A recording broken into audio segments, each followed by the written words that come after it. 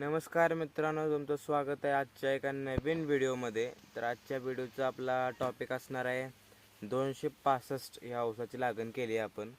ते तुम्हाला पाठीमागे व्हिडिओ आपण आपल्या चॅनलवरती अपलोड केलेला आहे. आता ऊस झाला आहे आपला बऱ्यापैकी मोठा, आला आहे एक 10-12 कांड्यावर ऊस आला आहे. जास्त झाला आहे थोडक्यात म्हटलं तरी चालेल. आता सध्या आज ऊसाची कंडिशन काय तुम्हाला आज दाखवतो मी. तर चला बघूयात कसं आहे.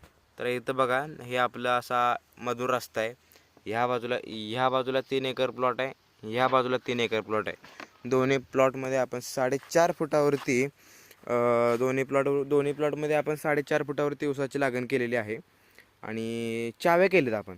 पहिल्यांदा एक लागणीनंतर 3 महिन्यापर्यंत आपण पाणी दिलं. नंतर ऊस मोठा झाल्यावर परत आपण ऊस बांधून घेतला.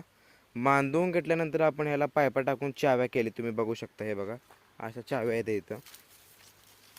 ही 1.25 इंची चावी आहे मित्रांनो आपली. 2 इंची पाईपाला 1.25 इंची चावी बसवली आहे आपण. 1.25 इंची का 1.25 इंची काहीतरी आहे बघा. हे बघा, हे बघा, ही अशी चावी बसवली आहे आपण.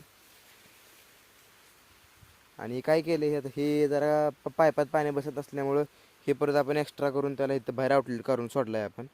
आणि सध्या बघू शकता ऊसाची कंडिशन तुम्ही कशी आहे. एकदम क्वालिटी ऊस आला आहे आपला. एकदम अशी काय झाला, क्वांटिटी क्वालिटी एरा गेला आहे.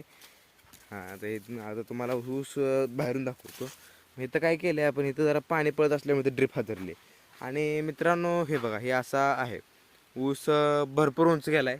हे बघा, ते तुम्हाला दिसते. मी पूर्ण उभा आहे तरी माझी हात वर जात नाही, शेंडाला हात टेकत नाही.